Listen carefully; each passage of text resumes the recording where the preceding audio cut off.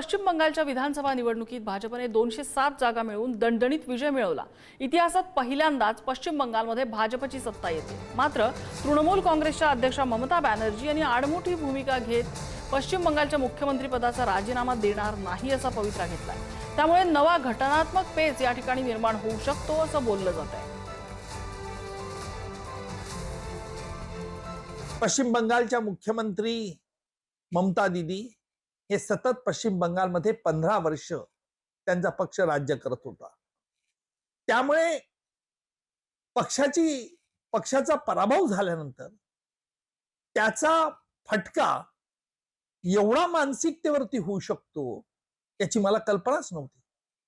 कारण मी मुख्यमंत्र्याचा राजीनामा देणार नाही, मला पराभव मान्य नाही, ही वक्तव्य काय दर्शवतात?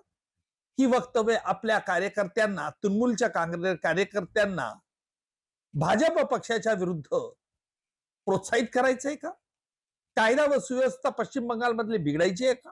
असे अनेक प्रश्न येतात। राज्यघटनेचा म्हणजे कॉन्स्टिट्यूशन आणि कॉन्स्टिट्यूशनलिझम याच्यामध्ये आम्ही फरक करतो। कॉन्स्टिट्यूशन म्हणजे लिहिलंय ते, आणि कॉन्स्टिट्यूशनलिझम म्हणजे जो राज्यघटनेचा आत्मा आहे त्याच्याप्रमाणे पुढे जाणं, प्रथा परंपरा पाळणं म्हणजे कॉन्स्टिट्यूशनलिझम। तर मला व्यक्तिगत असं वाटतं की भाजपकडे सत्ता निर्विवाद जर का गेली असेल तर ममता बॅनर्जींनी त्वरित राजीनामा दिला असता तर ते योग्य ठरलं असतं। परंतु त्याची दुसरी बाजू पण फार मोठी आहे, आणि ती अशी आहे, म्हणजे हे मी फक्त लोकांच्या ज्ञानाकरता सांगतोय की घटनेप्रमाणे वागणं हे जसं ममता बॅनर्जींवर बंधनकारक आहे तसंच ते रुलिंग पार्टीवर पण बंधनकारक आहे। ठाकरेंच्या शिवसेनेचे खासदार संजय राऊतांनी ममता बॅनर्जी यांच्या भूमिकेला समर्थन दिलं। इंडिया आघाडी ममता बॅनर्जींच्या सोबत असून दीदी राजीनामा देणार नाही हा त्यांच्या आंदोलनाचा भाग असल्याचं राऊतांनी पुढे म्हटलेलं आहे। संपूर्ण सरकार कलकत्त्यात बसलं केंद्राचं, मतदार याद्यांतून नावं वगळली लाखो, आणि अशा पद्धतीनं ममता बॅनर्जी यांचा पराभव यावेळेला करून दाखवायचाच या एका जिद्दीनं आणि किंवा ईर्षेनं, द्वेषानं ही निवडणूक लढवून ममता बॅनर्जी यांना सत्तेत येण्यापासून रोखलं। त्या जिंकलेल्याच आहे, ते खरं आहे। आता त्या असं म्हणतात मी रस्त्यावरती उतरून पुन्हा ममता बॅनर्जी काय आहे दाखवेन। ममता बॅनर्जी या काय आहेत देशाला माहिती आहे। त्यांनी असे सांगितले मी राजीनामा देणार नाही कारण मी विजयी झालेले आहे।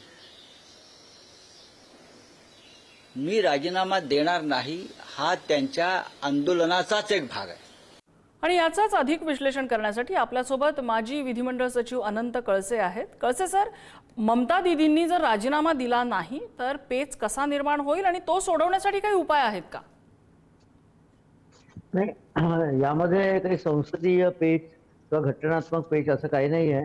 ते मला वाटते स्वतंत्र भारताच्या इतिहासामध्ये बहुमत गमावल्यानंतर एखाद्या मुख्यमंत्र्याने अशा प्रकारचा दावा करणे की मी राजीनामा देणार नाही वगैरे, हे असं मी पहिल्यांदाच उदाहरण बघतो। कारण संसदीय लोकशाही भारताची जी आहे ती ब्रिटिश प्रथा, परंपरा, पार्लमेंटरी डेमोक्रेसी यावर आधारित आहे।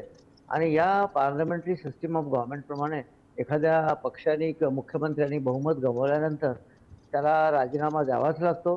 हे जरी घटनेमध्ये त्यामध्ये अशा तरतुदी आहे आर्टिकल 164 मध्ये की माननीय राज्यपाल हे मुख्यमंत्र्यांची नेमणूक करतात किंवा नियुक्ती करतात आणि मुख्यमंत्र्यांच्या सल्ल्याप्रमाणे इतर मंत्र्यांची ते नेमणूक करतात। याचाच अर्थ असा आहे की माननीय राज्यपालांना जर ममता बॅनर्जी ह्या माननीय मुख्यमंत्री होत्या आणि त्या दोन्ही मतदारसंघातून हरलेल्या आहेत आणि त्यांच्या पक्षालाही बहुमत नाही आहे, त्यामुळे माननीय राज्यपालांना हे संपूर्ण अधिकार आहे, ते मंत्रिमंडळ बरखास्त करतील, मुख्यमंत्र्यांना बरखास्त करतील। मला वाटते पेपरच्या न्यूजवरून असं दिसतंय की उद्या या विधानसभेची मुदत संपत आहे। त्यामुळे हा प्रश्न काही फारसा जटिल नाही आहे। राज्यपालांना राज्यघटनेने संपूर्ण अधिकार दिलेले आहेत आणि आर्टिकल 164 अगदी क्लिअर आहे आणि माननीय राज्यपाल त्यांना बरखास्त करू शकतो। कळसे सर, धन्यवाद तुम्ही केलेल्या सगळ्या विश्लेषणाबद्दल।